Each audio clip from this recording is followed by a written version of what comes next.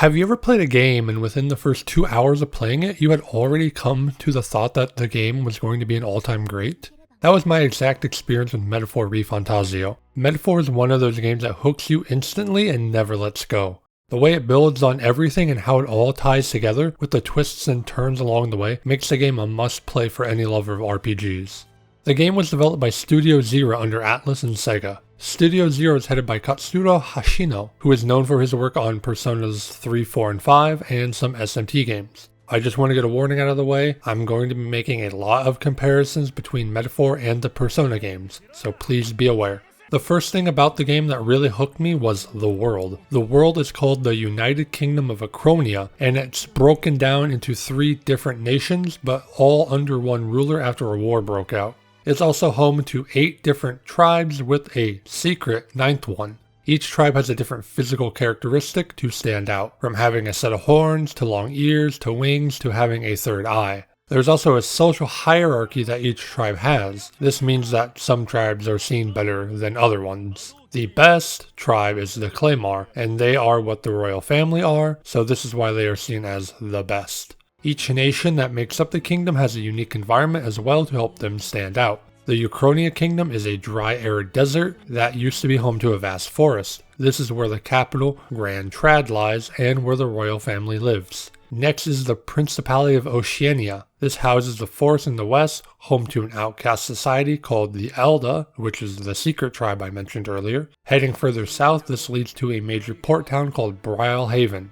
Oceania also houses the ocean and the pagan tribe, the Mustari. The last nation is the Principality of Monterio, a mountainous snowy area that has the capital of the church here and is home to the Rosiante and Rogue tribes. Not only is this super captivating on its own, but there's such a rich and deep history of this world that you get to learn throughout the game. This world feels like it's been lived in for centuries with all this, and will continue to grow even after the game has ended and we have moved on to a different game. There's so much I want to get into, but I'll get more into the history of this world during the story section of this video due to a lot of the world building being spoilers. This game is very interesting as it's both a turn-based combat game and an action RPG combat game, but the game kind of heavily emphasizes the turn-based. To really quickly go over the action combat of the game, you basically just attack the monster in the overworld and you can either beat it like that or you can hit it enough until it's stunned and go into turn-based. It's fine, it's really just there as like a, I don't want to go into combat right now, let me get this over with. It's also used as like the first strike system from other RPGs. It's fine, I kind of like it, but it's nothing major. The combat of the game is honestly pretty simple when it comes to the turn-based formula. It doesn't add too much, but what it does add I really like. I'm going to get this out of the way. If you've played an SMT game before, then it kind of plays like those. You have these summons called archetypes, which are the personas / demons of this game. There is some added depth to this though, as any character can use any archetype, though at a cost. There are 14 basic archetypes that can evolve given certain conditions. The cost to upgrade or to evolve is called mag, which is a currency you obtain throughout the game. Once you meet certain conditions, the archetype will evolve and become stronger with better abilities and stats. Some conditions include having the archetype be a certain level or having a follower be a certain rank. I'll explain what a follower is in a moment. I like that anybody can use any archetype as this adds a lot of depth to the game and a bunch of replayability. You also have the ability to inherit skills from any archetype that character has used, again at a cost. This again adds a ton of depth as you can combine so many different things from so many different archetypes. This game lets you have up to 4 party members with a front row back row mechanic. My usual setup for RPGs like this is to have a white mage, which is usually the main character, a glass cannon who deals all the damage, a black mage, and whatever I'm feeling for the 4th member. With this setup, this usually lets me cover pretty much anything the game has to throw at me. There are 2 more things the game adds that I really like. The first is synthesis skills, where you use up to 2, sometimes 3 party members to do a powered up move. I didn't utilize these that much, mostly because I forgot they existed. I like the idea, but I'm not so sure on it, to be honest. Using these costs all the members that helped use it the MP or HP required, so that's a big deterrent. Also, when you use them, you use up the required turns. So if you use a 2-person attack, then it uses up 2 turns. If you use a 3, I assume it uses up 3. I never used a 3-person attack though. I used these a ton early on when they first got introduced, but as the game moved forward, I kind of just forgot they existed, mostly because I was beating enemies without having to use them. The second thing and biggest thing I feel is the ability to retry any battle from the start at the press of a button. This is honestly one of the best mechanics I've seen. This saved me so many headaches throughout my playthrough of the game, including the final boss. Let's say you're about to die to a boss that has multiple phases and you don't want to go back and do the first phase again. Well, just hit the retry button and you can start that phase over. This also lets you retry the fight without using so many items or using a lot of NP. It's basically like dying again, but without having to die, if that makes any sense. It's a very nice mechanic to have, and I do wish more RPGs would implement it in the future.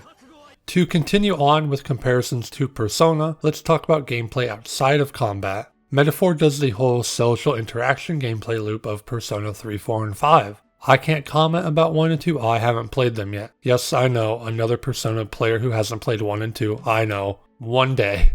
You go around and you can interact with your social links in this game called Followers, since the story is about us becoming the king. A key difference is that their ranks only go up to 8 instead of 10, so it's not too hard to level them up all the way. If you get a follower to a certain rank, they'll gain a special ability that will help outside or in combat. Some abilities include taking an attack for the protagonist in order to stop a super effective move from hitting, or it could be something like lowering the prices in shops. During my playthrough, I got all but 1 to max rank, and the only reason I missed the 1 is because I didn't realize I had to start it myself, since the one I missed was a party member, and I assumed the game would just force it into me, or be like, hey, this person's here, maybe you want to talk to him, and go from there. But the game never did.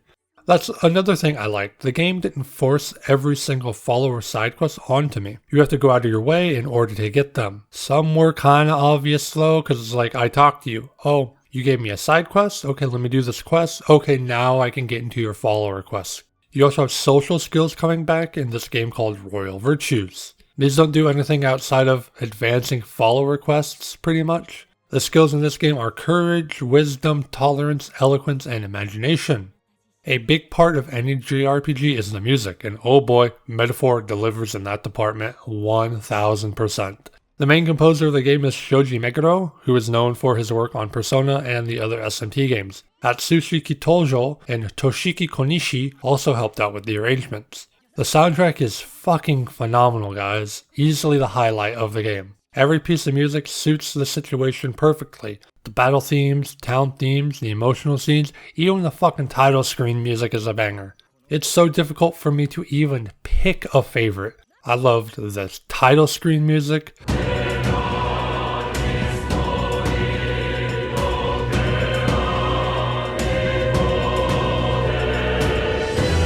The Mustari Tribe village music.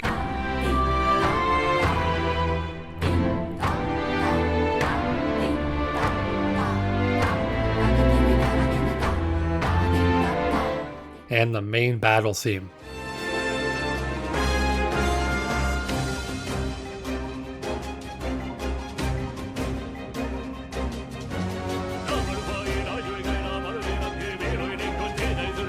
I could listen to those all day, honestly. Shoji Meguro never misses, and this just adds to his legacy as one of the best composers the genre has ever seen.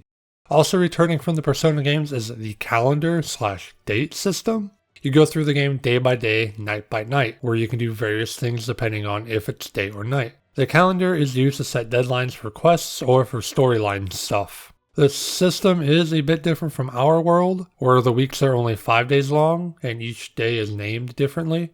Some smaller things to get into before we get into the story. The game has bounties.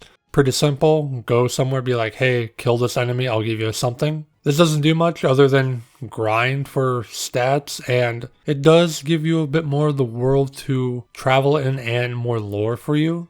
Movement on the world map is done from what the game calls a runner. It's a machine that lets you travel around fast. You select where you want to go, and the game will tell you how many days it takes to travel to that area. On the travels, you can stop at certain points on the map and see some interesting places, learning more about the world.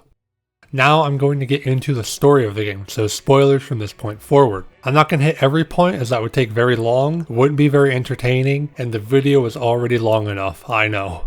Another thing is I played with the Japanese dub, so if I say things in a weird way, names kind of in a weird way, that's probably why. And if I go between pronunciations, just bear with me, I'm trying. Sometimes I would hear a name one way but say it another way. If you just want to skip to my overall thoughts, the time is on screen right now. The game starts off by us seeing the king be assassinated by a man named Luis. He did this in order to kill the kingdom, as there is currently no heir to the throne. The king's son, the prince, has been presumed dead for years now after he was kidnapped over a decade ago. While no one saw who killed the king, everyone suspects that Luis did it, along with kidnapping the prince. Luis was the former general of the king's army before being kicked out, but due to his popularity, troops from the army came over to his side, eventually giving him his own private militia. Even though he is suspected to have done all of this, Luis is still very popular, and with no heir, people want to see Luis as the next king. The Sanctus Church, however, does not want Luis in power, instead wanting their leader Forden to be in power, and for the time being he pretty much is seen as the de facto leader of the country, since the Sanctus Church is the leading religion of the kingdom. So by being the leading religion, he is seen as the leader of the nation for now. We then move to see our protagonist named Will and his fairy partner Galika journeying across the country in order to join the army. We're joining the army because we are actually part of the Resistance, a group of people who want to break the curse set onto the prince.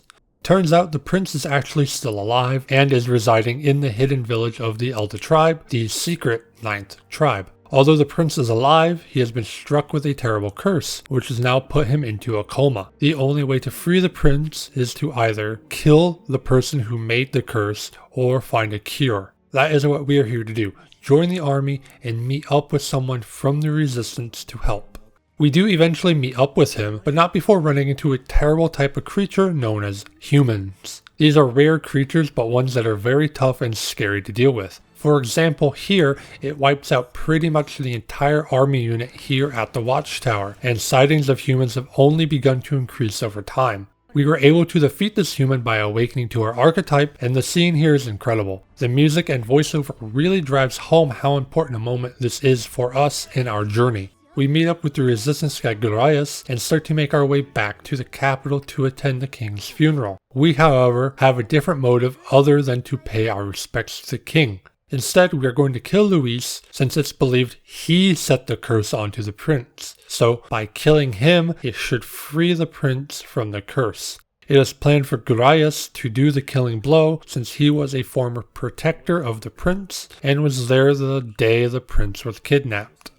Before making our way to the capital, the protagonist, while sleeping, is transported to a strange room with a strange man and a cat. The man is called Moore, and the place is referred to as Academia. This place is essentially the Velvet Room from Persona, and Moore is just Igor. We are transported to this room via the novel the protagonist carries around, since Moore wrote the novel himself. Moore explains that archetypes are the original form of magic, and that anyone can learn any archetype, as I explained earlier. He also tells us that he was locked in here by the king, though he doesn't remember why. I really like Moore and I do enjoy his story. I'll explain more about Moore later since a lot of his progression is tied to the story and that doesn't come till much later. While making our way to the palace, we have to go through an abandoned mine shaft, and here is where we run into the mechanic of Magla. To put it simply, Magla is just magic. If there's a large concentration of Magla in a certain area, creatures can go mad and start becoming erratic. This is what is happening more and more throughout the land, and it's making a lot of people afraid. In this mine shaft, our newest follower, Stroll, who we met and befriended in our very short time in the army, awakens to his archetype after learning the army was involved in his village being burned down.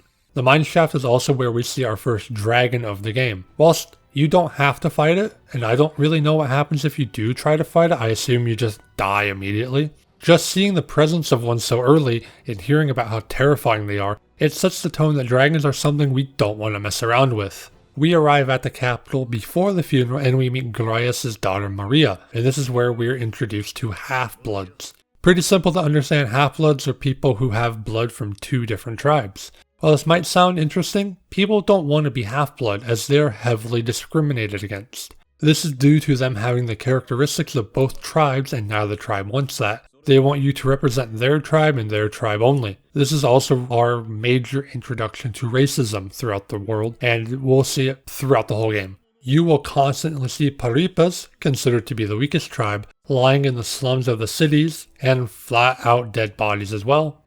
The protagonist will also be discriminated against, since he is an Elda and everyone hates the Elda tribe. They're so hated, in fact, that people don't even recognize them as a tribe. Thus, the Elda have to live in a village within a hidden forest. The section before you go to the funeral has such an amazing atmosphere as it's cloudy and you're hearing the bells chime, telling everyone that the funeral is about to begin.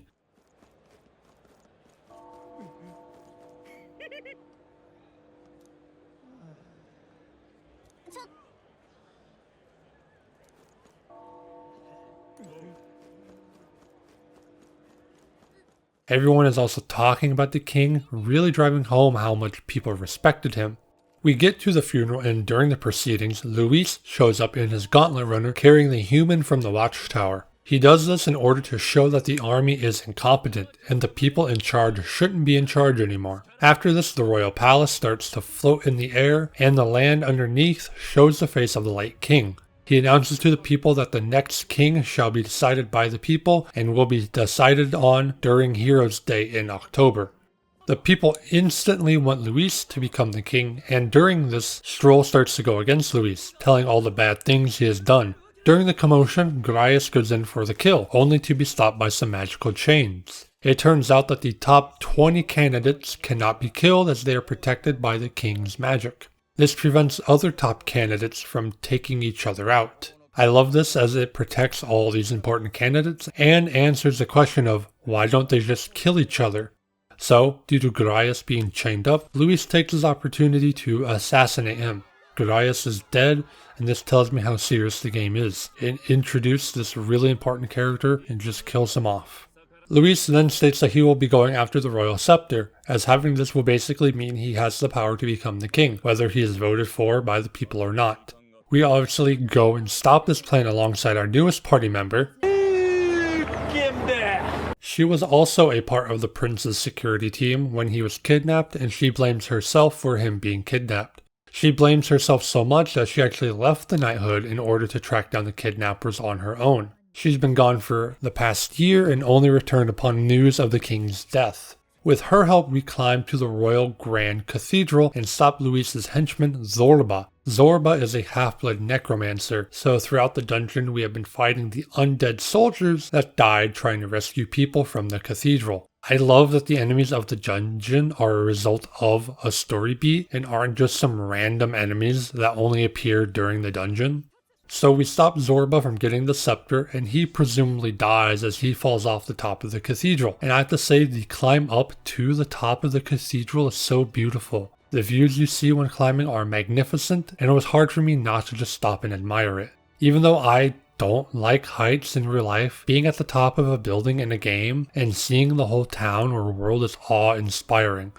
We stop both Zorba and Luis from getting the scepter, and the king intervenes, taking the scepter for himself, hiding it away from Luis inside the palace that is now floating in the sky, keeping the sanctity of the king's race. After this, the church itself announces a tournament to help crown the new king. This is really only to help boost the influence of the church, hoping that more people will want Forden to be the new king. Our group decides to enter the tournament to help the prince by getting closer to Luis. Since he placed the curse and it's impossible to kill him, we have to find a cure. By getting closer to him, we may be able to enter his gauntlet runner and search for the formula. The first part of the tournament is to bring a monster to Port Brilehaven by a certain date. This is to weed out anyone that isn't strong enough to face a dangerous monster, or anyone that doesn't have the means to travel that far in a short amount of time. Our idea, like many others, is to find a powerful bounty and take it down. We get to the recruitment center, only one bounty is left, and that's because nobody dares to take it. It's for a knight called Heisme, a child abductor who everyone is afraid of. Our group is up for the challenge and we take it on. We find Haisme, and he is a former knight, but he is not the child abductor, as when we present him to the governess of the local town, the abductions are still happening. We investigate this alongside Haisme, and it turns out that the governess, Joanna, is abducting the kids and feeding them to a human she was keeping. Joanna's only child was murdered by her nanny since the child was a half-blood. This sent Joanna into a depression and led her to start thinking that this human was her own child, resulting in her feeding the human. We beat the human and Joanna snaps out of her depression. As a way of making things right, she offers herself as the monster for the tournament to us, and we are on our way to Brilhaven, now with Haisme in the party. We get to Brilhaven and the processions begin for the first round. Everyone shows off the monster they have, with Forden getting the biggest pop by taking down the Kraken, the local monster that had been terrorizing the waters near the town. Well, Forden did get the biggest pop, but the reaction we got was bigger in a different way. Everyone is shocked and confused by what we're doing and think that Joanna is lying or that we're forcing her to lie. After she explains it, in order to save any kind of face for the church, Forden immediately executes her. This action really grabs the attention of Luis, and he invites us to the local pub to have a chat about our ambitions.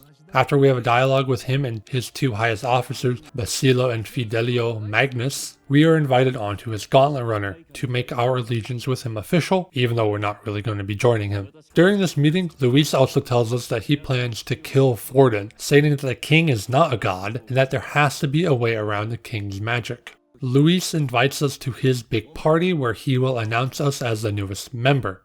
Luis tells them that, during the party, to notice anybody that isn't attending, as they suspect there is a traitor among them.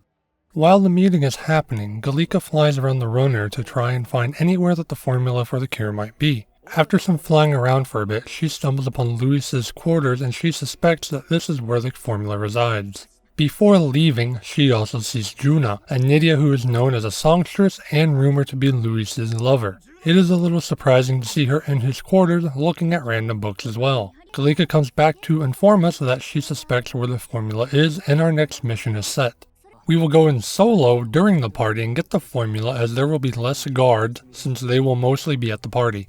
I actually really enjoy the dungeon as it has stealth mechanics in it, which we did see in the last dungeon, but it's different here.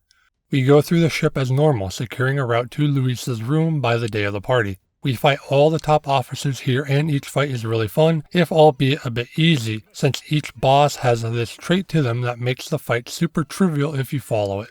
So the day of the party arrives and the mission is pretty much a success, as we get into Luis's room no problem and find a book that looks like it could house the formula. As we are about to leave, Juna appears from a closet and confronts us. It turns out that she was the second resistance member that was sent out to find a cure for the prince. She also informs us that the novel we carry around is the same novel that Luis reads from time to time. Very interesting. This makes a lot of sense with Juna, as she did feel really distant from Luis's camp from the beginning, as if she didn't belong there at all. She never really fit the vibe of the group, and she's sisters with Rella, who is a saint in the church. She also always seemed interested in our group, even flirting with the protagonist every now and then. As we're about to leave the ship, Glodel, a member of Luis's camp that we've had a few run-ins with, sees us in Luis's room and runs off to report to him that we are the traitor. We go after him and fight him, with Juna awakening to her power of the archetype. We fight and beat Glodel, but after the fight is where it gets interesting. Glodel goes in for the killing blow, but he's stopped by the king's magic, showing that we have become a top 20 candidate among the people. Due to this, Glodel is killed by the magic right as the Magnus brothers show up and they confront us, bringing us back to Luis to answer to our actions. We lie to them, telling him that Glodel was the traitor, and that seems to work. After that, Luis gives us our next assignment, per the next tournament round. We are to collect an ancient relic known as the Dracodios, said to be the most powerful relic of all. Luis wants this one very specifically, but we'll get to that later. The reason this is the next task for the tournament is that the church wants to bring all these relics back to them, as they want to bring back the reputation of the church. The relics are also from the Mustari tribe, who are pagans, so the church looks down on them since their religion does not match their own. After all of that, Juna is able to convince Luis to let her watch over us, teaching us the ways of Luis, giving us a new party member, and is probably my favorite one. Her personality alone really vibes with what I like, how she's very dedicated to her one thing, singing, and has a carefree sort of nature to her. She's super nice to us, the player, which I think goes a long way for me. Before we leave for the island where the Dracodios is located, the Magnus brothers announce that they will be joining us as they are still very suspicious of us, and to watch out for Juna, as she and her sister took care of them after some pretty horrible stuff happened to them when they were children. On the way to the island, we suddenly get attacked by a human kraken, which, even as a big trope, I still found really cool. I barely survived this fight, only winning due to some lucky crits by Stroll. The Magnus brothers help out and deal a finishing blow to the kraken, stating that they did that to help Juna. Whilst we continue on our way, we go back to see that the church is now aware that we are associated with Luis, and they understand exactly why we are after Dracodios. It's not made clear to us, the player, yet, which I do like. They keep building it up for us, but have left clues along the way, so if you're paying attention closely, you might be able to figure it out before the game reveals it. We're also told that the island isn't under crown rule due to the island's hiding a dark secret, one that could shatter the image of the church. We get to the island, known collectively as the Virga Island, and since we are not part of the people of the island, we have to sneak our way on by sailing to the remote part and I guess just go from there. We stumble our way around for a little bit before happening upon a waterfall. Whilst we are stopped, the protagonist starts to suddenly hear a voice inside of his head. The voice tells us that she is the priestess of the Mustari and that, since we can hear her, are the messenger of the dragon god. We then see a woman, presumably her, bathing in the water, but before we can say anything, we are taken to a jail cell by her royal guards. We learn that the priestess's name is Yufa, and she is getting ready to be sacrificed to the dragon god Et in order to appease it. This has apparently been a tradition for many years at this point, and it is now Yufa's turn to uphold the tradition. Denny, Yufa's brother and chief of the village, is not ready to see his sister perish quite yet, and asks us to stop her from continuing on. Before we all set out to the temple to stop her, it is revealed that Fidelio has suffered an infected foot from our battle with the Kraken. This writes both him and Basilio out of the story for this part, as they will both stay behind. I think that's a fun way to write them off, and it allows the party to continue their ways without having to do anything in secret. We get to the temple, and the beginning of this dungeon is my least favorite part. It's a maze, where there's a black mist, and if you go too far into the mist, you'll be teleported to where you started this section. The game does give you a warning before you're being teleported, but it's still annoying. I basically had to check every single path, one at a time, having to backtrack really far sometimes. It wasn't hard, it was just tedious. I don't know if I missed anything to help or if it was just designed this way on purpose. There's a lot of lore around the world in this dungeon, and it starts here at the beginning with these murals. These depict an ancient world where dragons are fighting against humans. There are multiple gods, and that people have two paths: stay who you are or become a monster. This is very fascinating as there hasn't been too much development on the history of this world for some time, and I'm all for it. I love learning about any kind of history, real life history or fictional. I enjoy seeing what the creator can come up with to make sense of why the world is what it is currently and how the people can learn from it, not repeating the same mistakes as their ancestors. We find Yufa and she's still insistent on performing the ritual. With not much else to do, we continue further into the dungeon. This is where stuff starts to get real for a moment. We continue down a long winding path before entering a door. This door takes us to a lost ancient city known as Draken Grace Shinjuku. We look outside and we can see the sky and modern looking buildings, but inside the temple it's all run down and infested with monsters. While exploring the city, or rather just this one building, we find a lot of modern items, firearms, CDs, and even a calendar that has a week of 7 days instead of 5. I don't know if I can express just how much I enjoy this sort of storytelling. Not only does it tell us that this world is just our world, but is in a rebuilding phase, but it also shows that the church knows about it, lying to everybody about the history of the world. I love stories about apocalypses and how the world is recovering from it, and how the world got to the point of an apocalypse. The only answer we really get right now is that the Magla ended the world. While it's still vague, this plants a seed that will bloom many, many hours from now. We finally reach the end of the temple, but not before seeing one last mural that puts into question everything Yufa knows about this ritual. It shows what appears to be both the priestess and the dragon god working in harmony to help the village, rather than the priestess sacrificing herself. This also would explain why both her parents, the former chief and priestess, went to the temple for the ritual when there was no need for one at the time. To answer this once and for all, we enter the ritual room and see that the dragon god is being controlled by a human. This human has been misleading the Mustari, forcing them to sacrifice the priestess in order to satisfy the hunger of the human. Yufa awakens here and we battle both the dragon and the human. After a battle in which I'm pretty sure I was under-leveled for, we finally get the relic, Dracodios, and a new mural is revealed. This shows that the dragon god and the priestess are supposed to fight together, helping the people against whatever the threat might be. The battle isn't over yet though, as the human wasn't defeated and it follows the river flow all the way to the village. This fight was really fun as the human changes what its weakness is every turn, so you have to strategize and not just spam all the time. These kinds of bosses are really cool as you have to be consistently on your guard, reacting to whatever the boss is throwing at you next. After all of that, we finally have Dracodios, which is in the form of a lance, and we learn why Luis was after it. It turns out the relic will bypass the king's magic, letting the user kill whomever they want. This shocks the party, but we quickly devise a plan of our own. We will have a fake of the lance made and give that to Luis, leaving us with the real one. Then we will use the real lance to slay Luis, freeing the prince from his curse once and for all. There is one problem though, and it's that Fidelio saw us and heard us talking about it. But for now, we continue on our way to the next city, Altabury Heights, home of the church and where we will put our plan into action. We hand over the fake lance to Luis, and it all seems to go well, but Fidelio does know afterwards that Luis probably knows it's a fake. We have the plan set in motion. We are to kill Luis during the opera show, launching Dracodios at him like an arrow since Yufa can move it around due to telekinesis. We will sneak into the back door, climb the roof, climb onto the big chandelier, and strike his heart with the lance.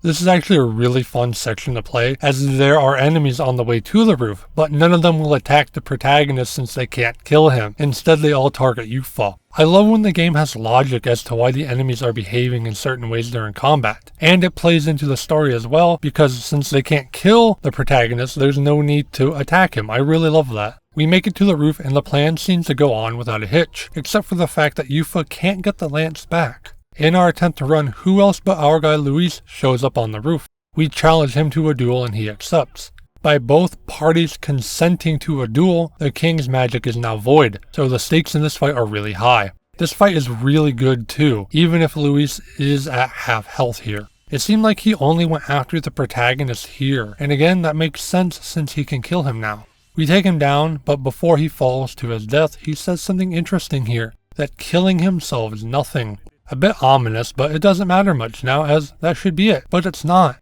The prince is still cursed, and we can't figure out why. Either Luis isn't dead, or he didn't cast the curse and someone else is to blame for it.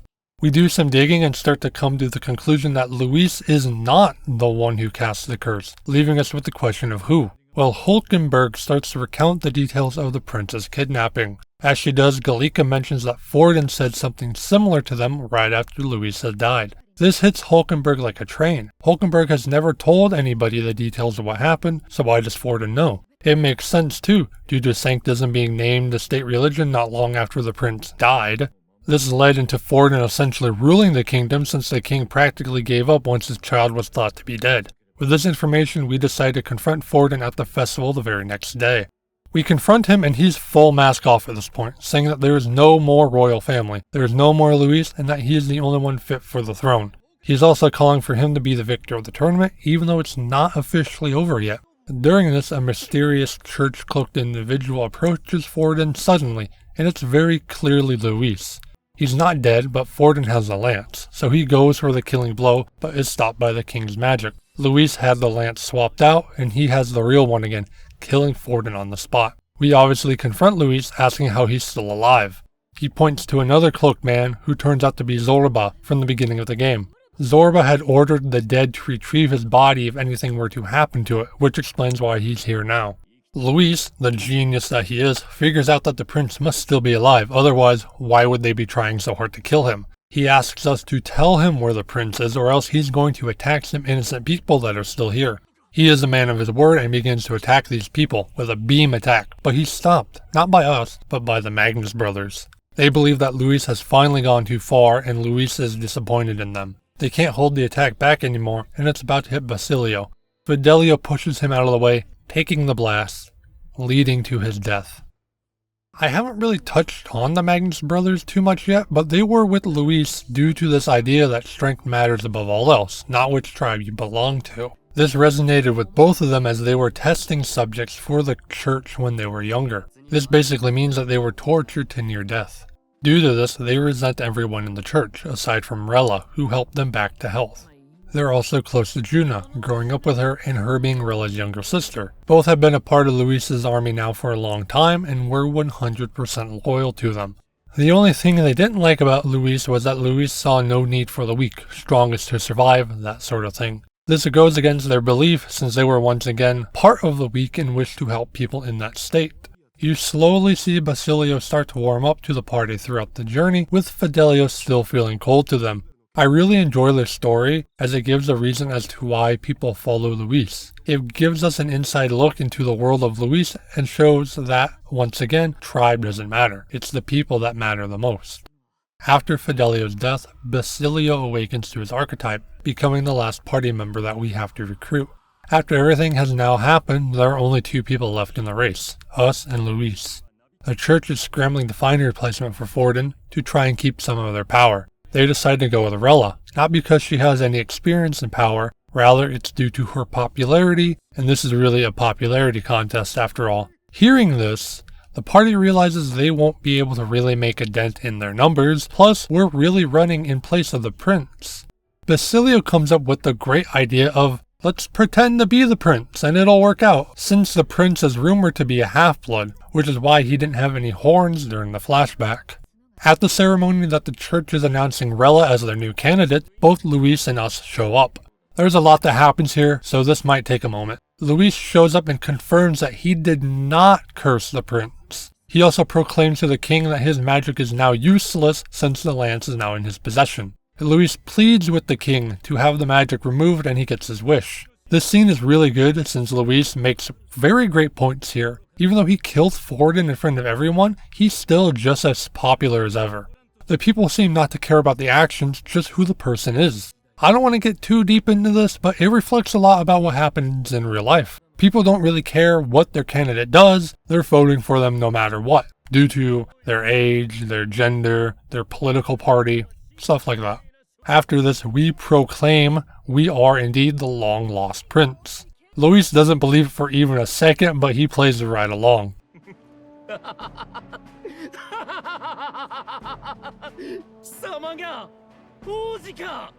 Rella confirms that the prince did indeed have an elden mother, meaning the rumors were true. Rella starts to act very strangely, much like Forden was acting before his death, mask all the way off here. She casts a spell onto the second in command of the church, and it looks an awful lot like the curse that was placed on the prince. She next seems to cast a spell on everyone in attendance to make them put all their belief into her. We don't get affected by this, and we talk it out with her. She was the one who cast the spell onto the prince that day, and it was her back that Hulkenberg had attacked. Rella says the curse was supposed to be fatal, but she was interrupted while casting it. She can no longer dispel it, meaning the only way to cure the prince is to kill Rella. She runs off to the place where the failures of the church lie, which is the Mage Academy. We follow after her, which is followed by a great scene of our runner now flying for the first time. We land in the ruins of the academy and we have a battle. This battle is where the difficulty spikes really heavily. I'm unsure if I was underleveled, but I saw multiple people say they struggled with this fight, and they were higher level than me. Not only does she have a dragon that hits super hard, but she casts a spell on it to prevent you from using its weakness. I kind of figured out a strategy to do it, but it was super difficult and took about 20 minutes to do. So, imagine my surprise when I realized there's a second phase where Rella sacrifices herself to the dragon and you have to keep fighting it. I'm going to keep it straight with you here. I rage quit the boss for a moment. I was so angry, and maybe I wasn't fully prepared for the fight, but after the Rella cutscene back at the church, the game forces you to come here, I'm pretty sure.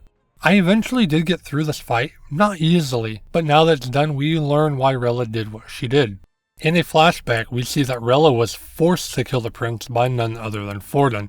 He knew about the prince being an Elda, and he did not want to be ruled by an Elden king. He also claims that Luis is becoming a bright upstart in the military but has no respect for the church. Forden wants Rella to figure out a way to kill the prince and put the blame on Luis, smothering both of his problems at once.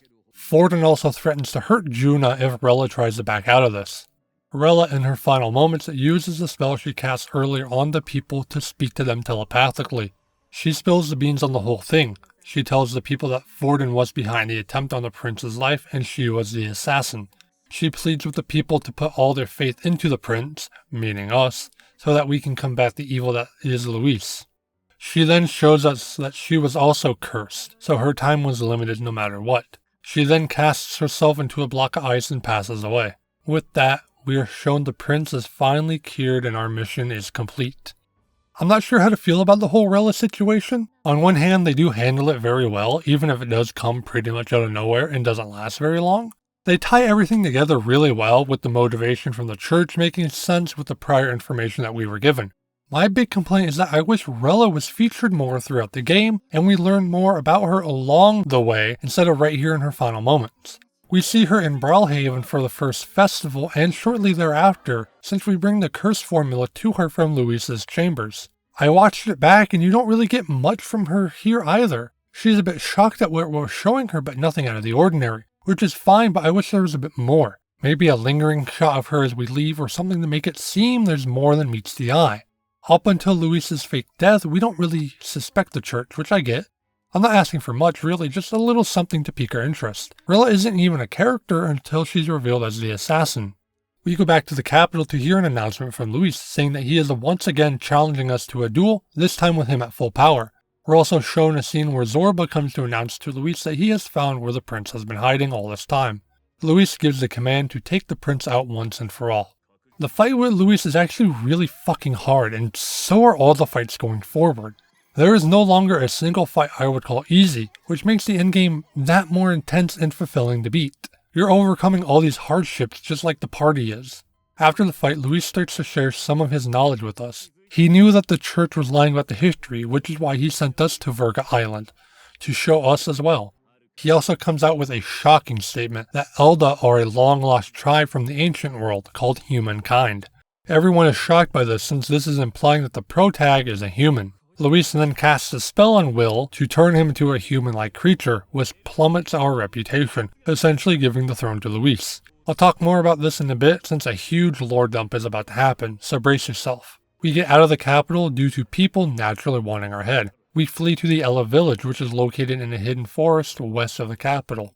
We enter the forest and both Will and Galika seem out of it, as if they're starting to lose memories, forgetting really important stuff. It's very odd, but we pay no mind to it as we're trying to see the prince. Further in, we see a soldier recently stabbed in the back, warning us that the path forward is not a safe one, but we still venture forward. We run into one of the members of the resistance, Russell, who is recognized by Juna, Hulkenberg, and Galika. He comes with horrible news.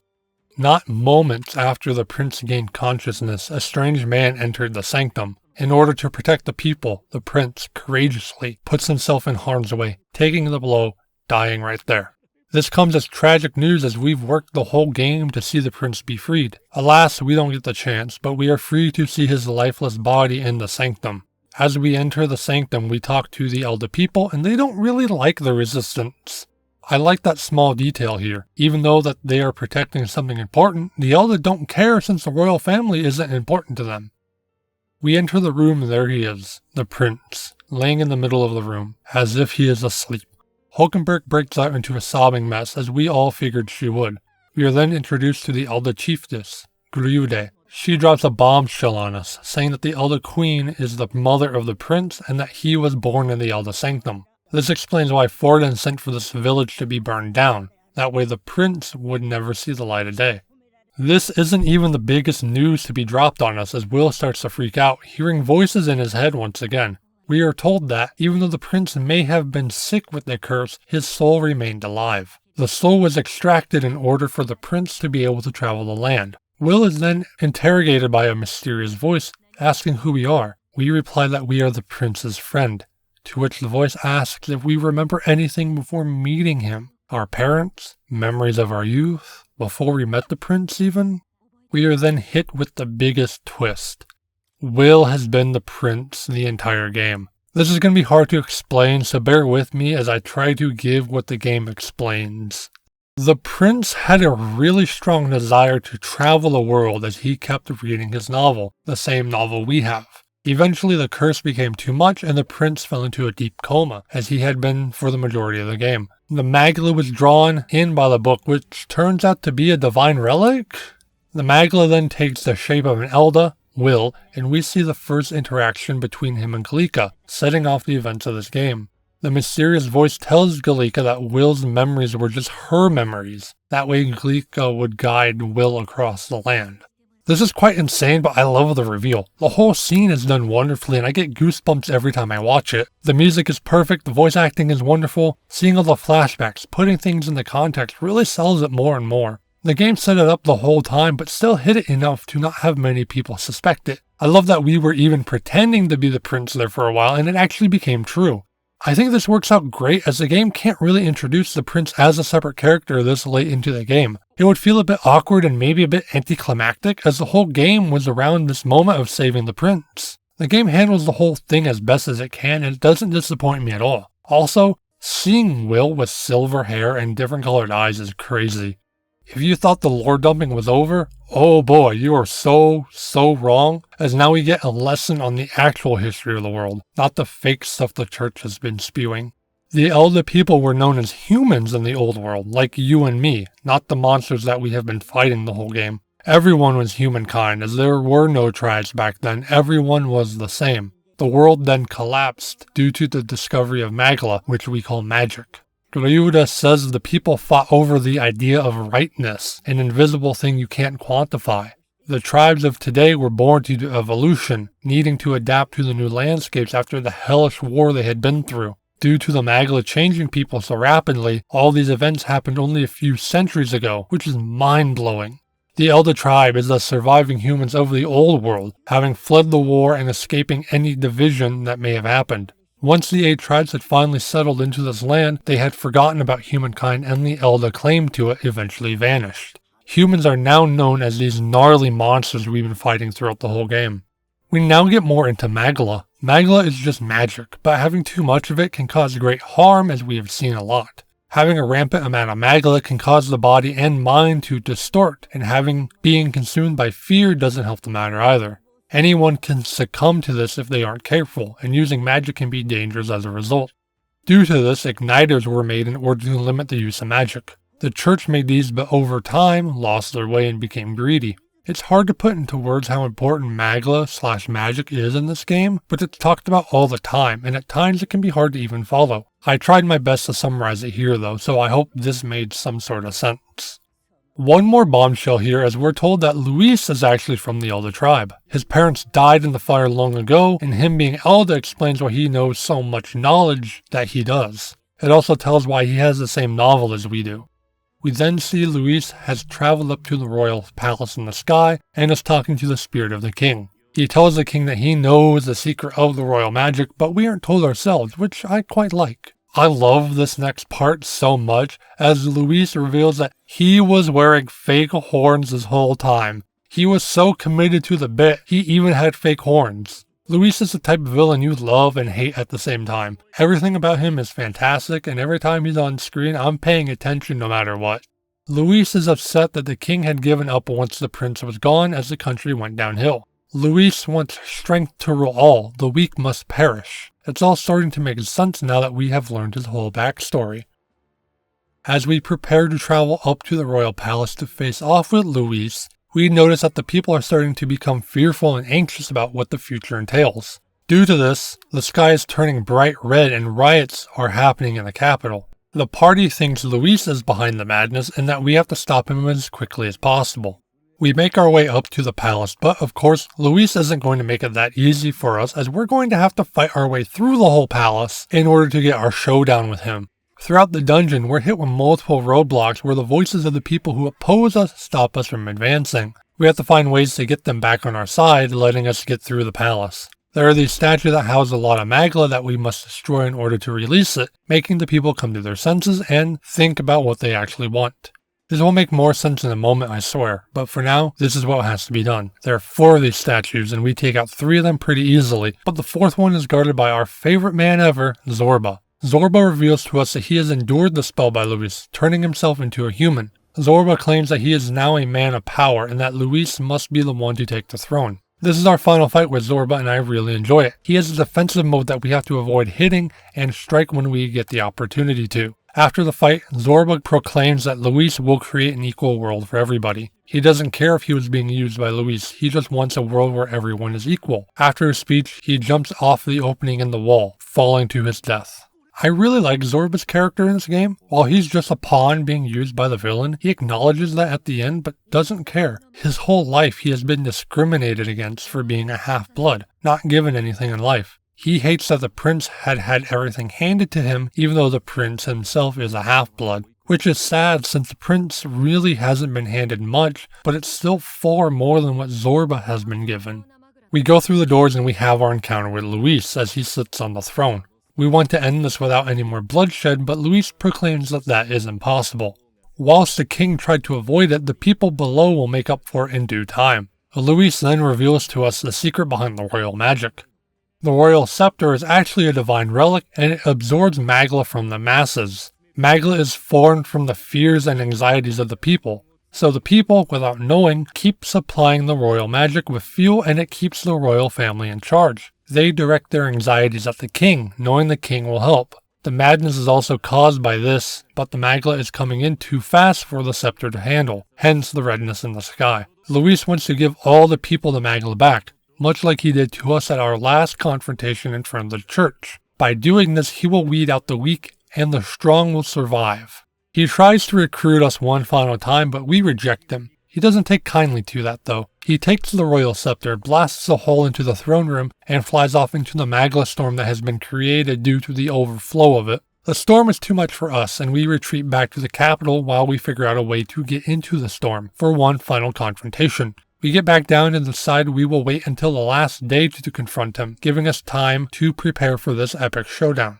After all of our preparations and talking to everyone we have max rank with, we're off into the sky. Our now Skyrunner unfortunately can't handle the storm and crashes down far from the end, and it looks like it can't be repaired. This is now the point of no return, as we are now up here to stop Luis once and for all. There are two options now that we are up here. Go straight to Luis and fight, or we can go around and break these crystals by fighting all the human bosses we fought throughout the game. Not only does this weaken Luis's final form, it also gives everyone their ultimate weapon, so it's heavily encouraged to do this, and I recommend you do as well, although there is an achievement for not doing this and fighting Luis at his full power. After fighting through a decent gauntlet, we arrive at the end of this stormy place, where we see Luis just chilling on the throne. He says that he's surprised we made it, but we quickly tell him that nothing was stopping us. We finally get to ask him why he has to go this extreme against injustice.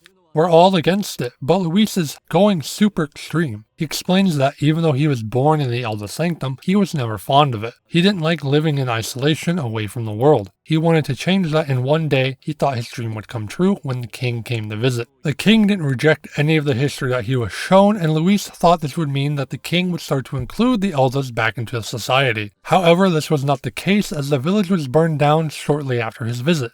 Luis vowed that he wouldn't let anything like that happen again. He will not allow people to burden others with their fears and anxieties instead of having to deal with them themselves. We go into battle and Luis proclaims that he also is in control of archetypes. After the fight, Luis states that his power is not enough, but that isn't going to stop him at this point. He summons his Gauntlet Runner as he is trying to buy more time in order to power up the Royal Scepter again. We run back to our gauntlet and it barely has enough juice to let us go after him. Just as we're about to take off, a group of enemies decide to ambush us. The crew demands that the prince go after Luis on his own, as they will defend him as royal subjects. This scene is the best one in the game, as it's entirely done in animation, as we see the whole crew buy just enough time for the prince to get to Luis. We see the boys fly off into the air to battle the enemies, all falling out of the sky with it lingering on Stroll. The ladies are being overpowered by the enemies but holding their own. The scene feels like it goes on forever, and I wish it went on even more, honestly. The emotions here are very palpable as you feel every emotion they are, wanting them to survive and meet up with the prince once again. We get a one-on-one encounter scene with Luis as he proclaims our final sayings before a battle. My fucking Yakuza brain kicked in here and was wondering why they hadn't ripped their shirts off yet. Kalika goes in on Luis here, calling him a coward for trying to escape reality and making up a new one. Luis says the time for words is over, and goes into his archetype form again, unleashing a huge attack of Magla. He hits us again with the curse spell as well, trying to make us into a human. Will, in a move of desperation, rips his own heart out, much like you do when you awaken. This stops the spell, but also seemingly killing us in the process. Fantasy is over, it seems. But we aren't dead as the book begins to glow and we reach out for it in a last-ditch effort. We appear in academia and Moore explains that if he didn't reach out to us through the novel just now, we would have died. This is where we get the last real big lore dump, and it's doozy. I haven't really gone into Moore's story, but it's about trying to figure out his past and why he's trapped in academia. Moore doesn't remember any of his past, no memories of anything, just he was put in academia to research the archetypes. He does regain memories throughout the game, such as he was put here by the king, potentially as a punishment. He also recognizes the room as a room in the old Mage Academy. It's a lecture hall, and he may have been a teacher. Throughout the whole game, he's been with us in our dreams to make the world a utopia since he wrote the novel we've been reading throughout the game. All of a sudden now, he flips his script on us, saying that this is all a fantasy and we should join him. He forces the walls of academia down and reveals to us that it is Shibuya inside his novel world. He tries to convince us that our world was a fantasy and his novel world was the real one all along. He says the whole game has been a terrible dream and we need to wake up. This shit's fucking crazy, dude. I can't believe Moore would try to pull a fast one on us. I get it though, as we literally almost died not just 5 minutes ago. We deny all of this and we demand to be brought back to the actual world in order to stop Luis. Moore finally regains all his memories and reveals to us that he is a much younger version of the king, our dad. Much like us, he is the other half of the king that was born out of the Magla. This is the version of him that visited the Alda Sanctum and explains that he is trying to stop us since he doesn't want to see his son die a second time. Despite us wanting to leave, he throws us into battle, and this battle isn't that hard at all. Just attack to win pretty much, no strategy needed. After beating him and seeing that our will is stronger than ever, plus seeing that our friends are still calling for us, he lets us back into reality for one final showdown with Luis. We come back to see all of our friends and learn that Luis has had enough, absorbing all the Magla and turning into a human, using everything in order to stop us. And this is where the fun stopped for me. This fight, this god-awful dumb fight is so hard and so long and so not fun. I understand that the final boss needs to be a challenge, but this was, I think, a bit too much. Yes, I will admit I was underleveled the first time, but even after grinding, it wasn't much better. This fight involves 3 different targets that you must hit, each of which are susceptible to different things, but it's hard to hit them since the middle one does various stuff depending on what it sacrifices. I eventually got a pattern down, but it wasn't easy. I take the boss down after 30 minutes and I think I've won, but of course there's a second phase. I mean, obviously there was going to be a second phase, but I was just so in the moment, I'm like, oh, I won the game, let's go. It's just Luis in his human form, but you can see that he's cracked through the skin of the last form, and I love his eye, blood, veins coming from the eye. The wings and ribcage also add a lot to it, but the fight is still pretty brutal. This phase is the one that's affected by the crystals we took out. Once you get him to a certain health, he ends up with 9 turns, and if you don't beat the crystals, he ends up with 12. It's fucking crazy and it's a bit too much. 5 turns is perfectly fine, as that's 1 more than we have. He should have the advantage, but not that much of an advantage. After 3 tries and much rage on my part, I get saved by the retry mechanic as I can retry the second phase without having to deal with the first one. We defeat Luis and all seems to be better until Luis comes back for one final showdown, but we invoke the power of a brand new archetype, the King archetype. The archetype takes Luis down once and for all, and we can finally be freed from his tyrannical dream. We go back to Moore, aka the King, as he's now happy that his son has been crowned the king. He also hears a mysterious voice, and it turns out to be the late Queen, our mother. Both of our parents have been guiding us this whole time without us even knowing. With that, Moore disappears to rejoin the actual king in the afterlife. We then cut to the crowning of us as king, and I love this scene. We see all the crew helping Will prepare for his coronation speech and trying to calm him down. This shows just how loyal they are to us and willing to help. I do love the added touch of Stroll handing us the crown, as he was the first to follow us and the one to help us the longest. This isn't the end of the game though, as we cut to a year later, to December 35th. Yes, December 35th, as we get to see how the world is changing and what everyone has been up to. The best part about this is that despite being the king, Will hasn't changed at all. It seems like a lot of people don't recognize him without his king attire. He's out observing, talking to people, seeing what's going on in the capital, and of course he has others telling him what's happening outside the capital. It's also revealed to us that Will is starting to write his own novel, much like his father before him. I also love how Hulkenberg freaks out every time Will does something that isn't kingly and scolds him for it.